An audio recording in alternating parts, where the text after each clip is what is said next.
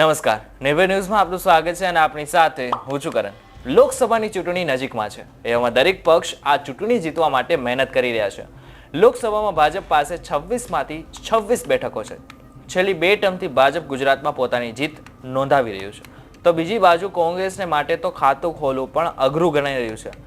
ભાજપ લોકસભાની ચૂંટણીને લઈને મહેનતમાં લાગી ગયું છે। લોકસભા ચૂંટણીના 5 મહિના અગાઉ જ ભાજપ મહેનત કરી રહ્યું છે। ભાજપે પોતાના જિલ્લા પ્રમુખો તથા તાલુકા પ્રમુખોની બદલી તેમજ વરણી શરૂ કરી દીધી છે, પણ કોંગ્રેસને લાગે છે કે કંઈ કર્યા વગર જ પોતે ચૂંટણી જીતી શકશે। આમ એટલા માટે કહી રહ્યા છીએ કારણ કે જૂનાગઢમાં કોંગ્રેસે 2022 વિધાનસભાની ચૂંટણી પછી કોઈ શહેર પ્રમુખની નિમણૂક જ ન કરી। જૂનાગઢ કોંગ્રેસ મવડી મંડળ દ્વારા શહેર કોંગ્રેસ પ્રમુખની જવાબદારી કોઈને સોંપવામાં ન આવતા તેની અસર સંગઠન ઉપર પણ વર્તાઈ રહી છે। ગાંધી ચોક સ્થિત શહેર કોંગ્રેસ કાર્યાલય ખાતે દરવાજા ઉપર કોંગ્રેસના સિમ્બોલના બદલે તાળા મારેલ જોવા મળી રહ્યા છે। જો કે કોંગ્રેસ કાર્યાલય ખાતે કોંગ્રેસ કાર્યકર પણ જોવા નથી મળી રહ્યા। ત્યારે હવે કોંગ્રેસની કમાન જૂનાગઢ શહેરમાં ફરતી કમાન છે। હવે તેના કારણે કાર્યકર્તાઓને પણ નથી ખબર કે તેમને શું કરવું। આમ કોંગ્રેસ મોટા ઉપાડે જાહેર ભાષણમાં કહે છે કે આવનારી લોકસભામાં ભાજપને હરાવી દઈશું। શું આવી રીતે હરાવશો? પહેલા જેના હિસાબે કાર્યકર્તાઓને દિશા મળે છે એની નિમણૂક તો કરો, પછી ભાજપને હરાવવાની વાત કરજો।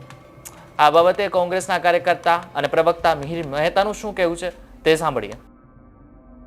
જૂનાગઢ શહેર કોંગ્રેસ માટે વધુમાં વધુ સંખ્યાબળ સાથે જૂનાગઢ કોંગ્રેસને મજબૂત કરે એવા પ્રમુખની વહેલી તકે નિમણૂક કરવામાં આવશે।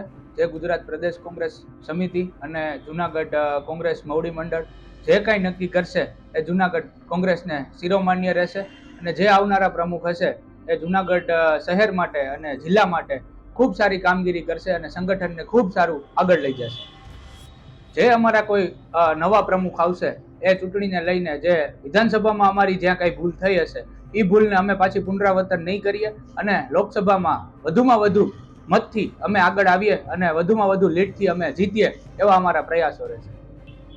શહેર માટે ઘણા પ્રમુખોના નામ આગળ પડતા છે, જેની અંદર જે પ્રદેશ સમિતિ જે નક્કી કરશે એ લોકોને પ્રમુખ પદ મળશે।